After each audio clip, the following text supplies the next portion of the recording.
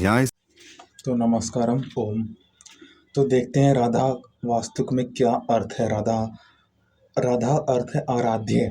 आराध्य अर्थात जैसे कि जिसके नेतृत्व श्री कृष्ण करते हों।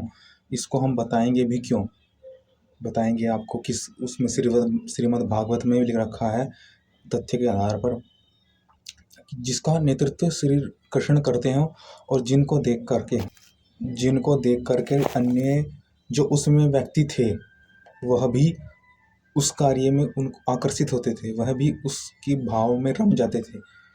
ईश्वर की, श्री कृष्ण की इस गुण को देख करके। अब देखते हैं वह गुण क्या। यह एक समूह है, सेना का समूह, एक तरह से समूह होता है ना, उसका समूह, पूरे समूह का नाम राधा है।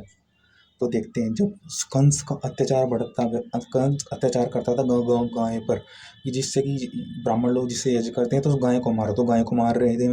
तो फिर एक समूह उत्पन्न हुआ जिसका काम था सीक्रेट, गुप्त रूप से इस कंस के विरुद्ध कार्य करना, लोगों को जागरूक करना, जिससे कि गाय की हत्या ना हो, लोगों को इतना सक्षम, अर्थात उनकी गायों की रक्षा हेतु यह संगठन बना, जिससे कि ब्राह्मण लोगों की रक्षा हो। और जो नंदवंश, जो जिन पर अनेकों गायें थी, जिसमें गाय की सेवा कैसे इत्यादि बातें बतलाई कि गाय की सेवा के लिए व्यक्ति अधिक से अधिक नियुक्त किए।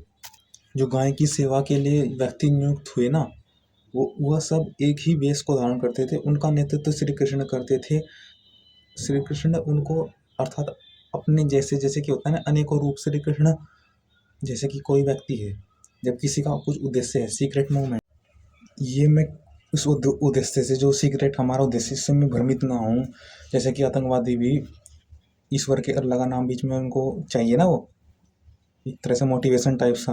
तो सब उसको जो उनका ईश्वर की आराधना भी वे करते थे गाय से जुड़ करके, जिससे कि वे अपने इस कार्य में, जो उनका गौण कार्य था, कंस की जो गायों की हत्या कर रहा था उसको रोकना, वह कार्य सफल हो पाए, इसलिए वे ईश्वर की आराधना भी करते थे।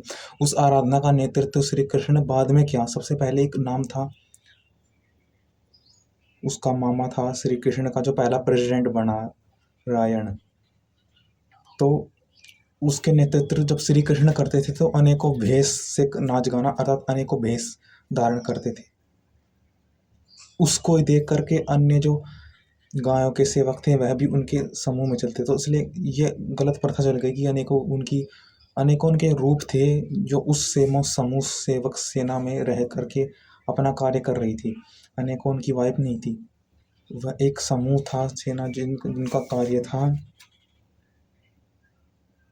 अर्थात नाचना, जिनका कार्य था गायों को रोकना, जिनका कार्य था ईश्वर की सेवा करना, आराधना करते हुए गौण रूप से कंस को बाहर निकाल देना।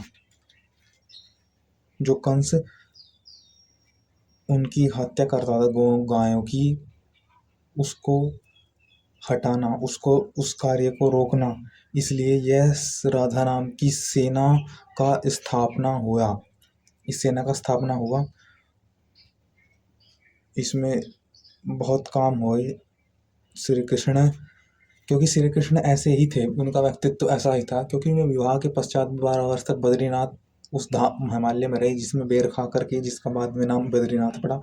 जिससे कि श्रेष्ठ, जो मैं चाहता हूँ उस समाज के लिए कुछ दे पाऊँ, इसलिए उन्होंने ऐसा कर्म किया, तपस्या करके, ब्रह्मचर्य व्रत करके संतान पाई, जिसने उनकी अनुपस्थिति में द्वारिका का प्रद्युम्न द्वारिका का हित किया, द्वारिका को संभाला, और वह श्री कृष्ण हस्तिनापुर में महाभारत राज्य को बना पाए, जी को ध्यान दे पाए। तो यह उनका कार्य था। और